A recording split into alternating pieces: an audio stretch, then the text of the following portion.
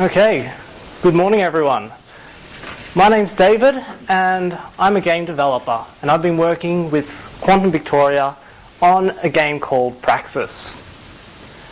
Now today I want to focus on how we went about developing it and what we were trying to achieve with Praxis rather than what the game itself does. If you want to know a lot of that, come talk to me after. When we got the brief for Praxis, it didn't have a name. It was just an idea to excite Year 7 and 8 students about science. I, of course, wanted to turn this into a game because I know the power of games. But it's not that easy. I've never actually made an educational game before. I mean, how different is it from a regular game? Is it just a little bit different? Is it a lot different? Should it be a lot different? I had a lot of questions. So I set to do some research, papers, talking to students, teachers, and my own personal, experience. And the first thing I knew is that this isn't what Year 7 and 8 science looks like. I remember it being a bit more like this. There's a lot of content.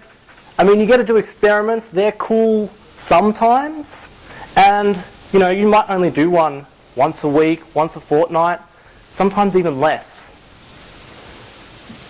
So what happens when kids aren't excited about the subject they're doing?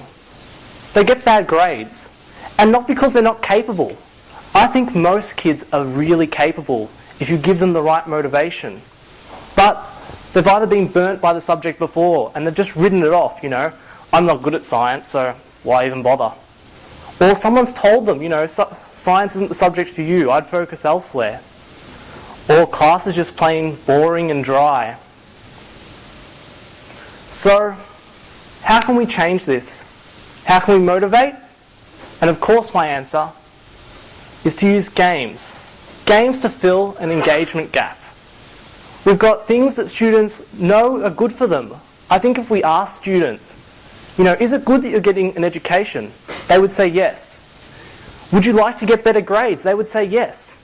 But it's not that easy. It's like going to the gym. I mean, it's good for you, you'll look more buff, You'll be healthier in the long run, you can live longer. These are really good things, yet it's just so easy to sit on the couch, do nothing. We've seen games start to change this. There's a host of games for getting us motivated to do exercise. And there are games for education as well. But I think their focus is a bit off. Games are really good at getting us to do boring things. I mean, think about Mario. Really popular game for a long, long time. And what do? You walk around and you jump and you push buttons and you walk and you jump a lot more. And if you walk and jump for hours on end, you'll win. I mean, that sounds awesome, right? Well, apparently it is. Because that's not the experience. Mario, you walk and jump, but that's not what you do. You're a hero. You overcome obstacles. You defeat evil. You rescue the princess.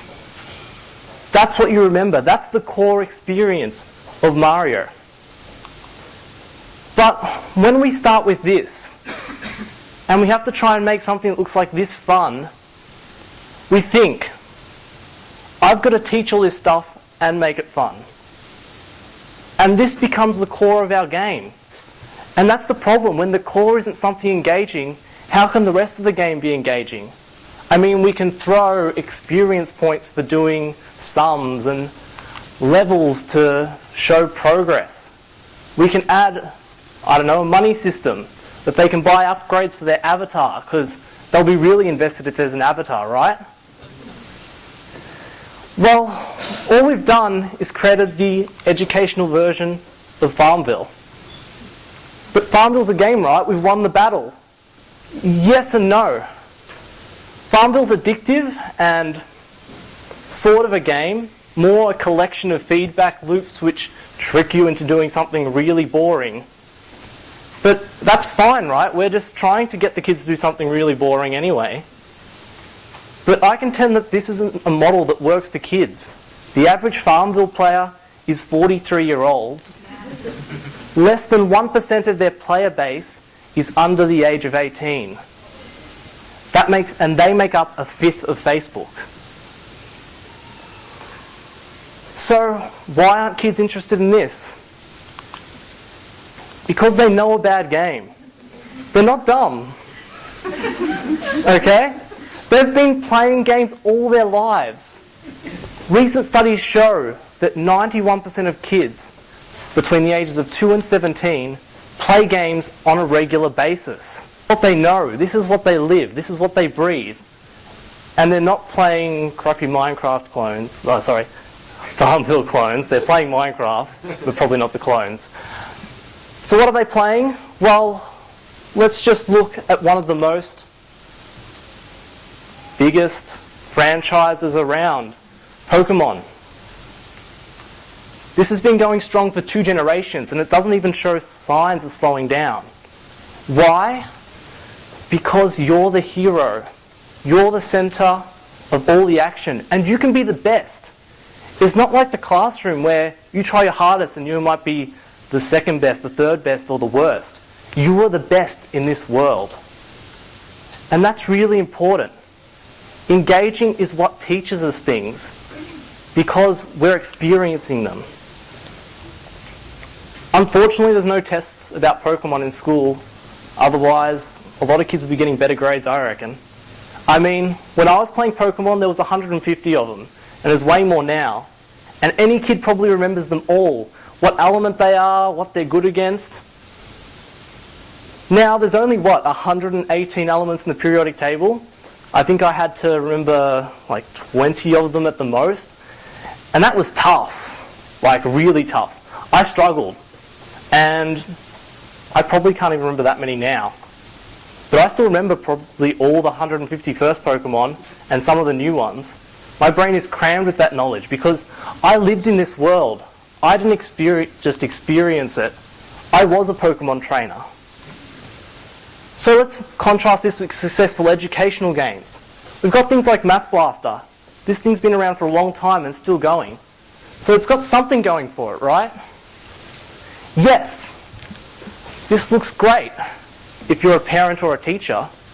This sells to them because they're the ones buying educational game. No kids saying, I want this for Christmas. And this is the problem. We have to sell to people that don't quite understand what's good about games. What's the strength of games? The ability to engage. Luckily, we're starting to see an improvement. We've just had a whole talk about Minecraft and how it can be used in schools. We heard about Portal and all the things it's done. Not to mention Learning with Portals has started, a hub where teachers can share their lesson plans. And even an educational version of the game came out. Why are these successful? Is this the death of the educational game? I mean, retail games are smashing it.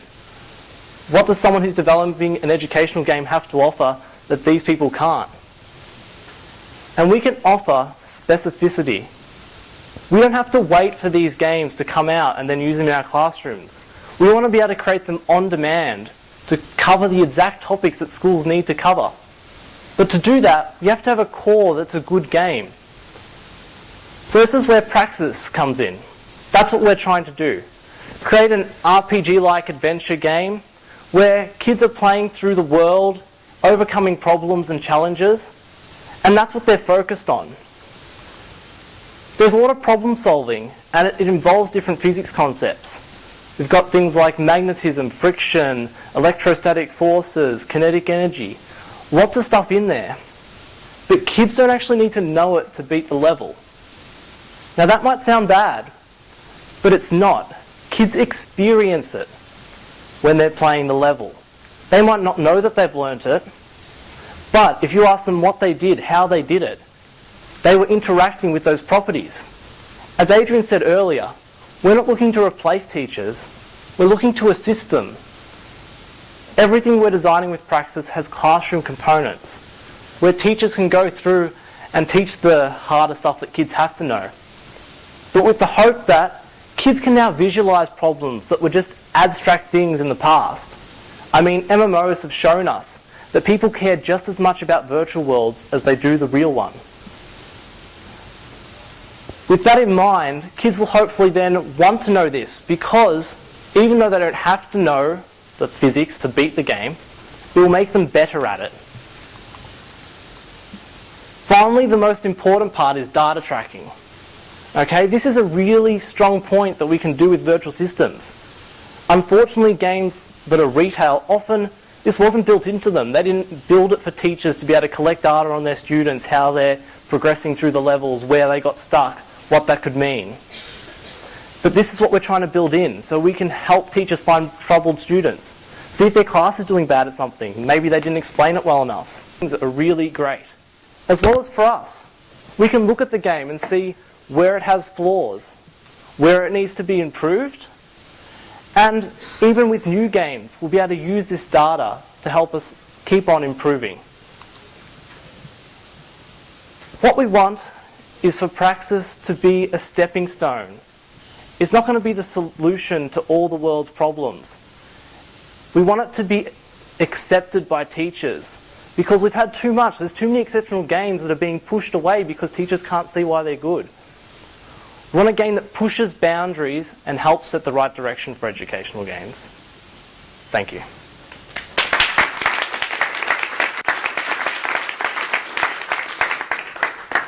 We've got time for one question for David.